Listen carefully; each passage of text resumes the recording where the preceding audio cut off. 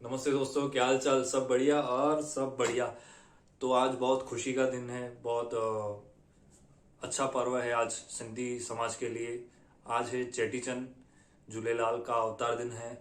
तो इस पर्व को चेटीचंड कहा जाता है।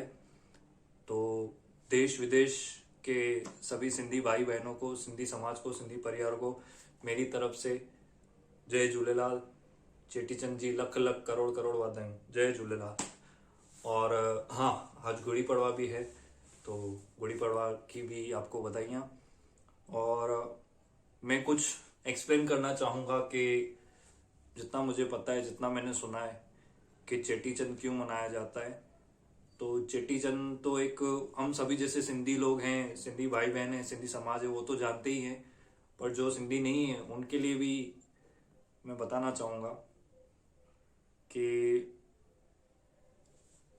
चेटीचंद मतलब हमारे इष्ट देवता, सिंधियों के जो इष्ट देवता हैं, जय झूलेलाल भगवान, उनका आज अवतार दिन है। हाँ, तो चेटीचंद क्यों मनाया जाता है, इसके पीछे भी घटना है। सबसे पहला रीजन तो ये है कि चेटीचंद दिन यानी भगवान श्री झूलेलाल का अवतार दिन है। दूसरी बात कि झूलेलाल का अवतार कैसे हुआ, क्यों हुआ, इसके पीछे भी घटना है। तो ऐसा माना जाता है कि मीरक शाह नाम का एक राजा हुआ करता था सिंध प्रदेश में, जो अभी पाकिस्तान में पड़ता है। और वहाँ के जो समाज था, सिंधी समाज था, वो अत्याचारी राजा से बहुत पीड़ित था। वो राजा बहुत अत्याचारी था।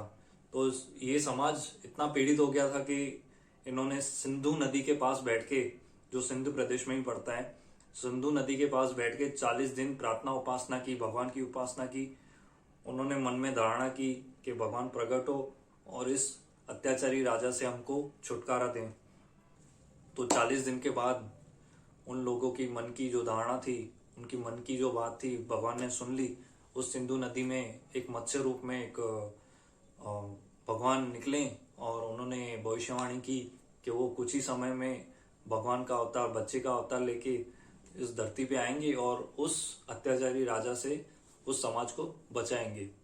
तो उसके कुछ ही समय बाद झूलेलाल भगवान ठाकुर रतन राय के घर पे माता देवकी के कोख से जन्म लिया उन्होंने, जिनका नाम उनका नाम रखा गया उदेरो लाल।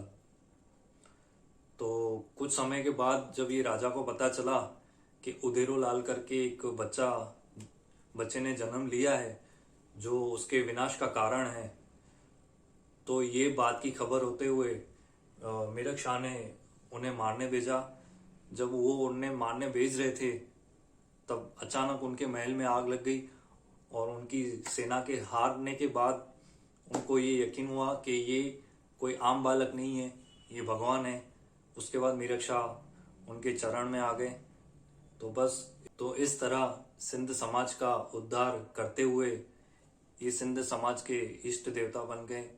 इनके कई कई नाम है, उदेरोलाल, झूलेलाल, वरुण देवता, पल्ले वारो, ज्योतिन वारो। और ऐसा माना जाता है कि वो जोत में भी विराजमान करते थे, तो इसलिए उनको ज्योतिनवारा, सिंधी में ज्योतिनवारो भी कहते हैं। तो इनके कई नाम हैं और एक ही रूप है। इस तरह सिंध समाज के वो इष्ट देवता बन गए, तो इसलिए चेटीचंड मनाया जाता है। आइए इसके बाद आपको जो चेटीचंड के दिन जो सरगस निकाली जाती है, जो रैली निकाली जाती है, आपको दिखाए जाते हैं। चलो दिखाते हैं आपको।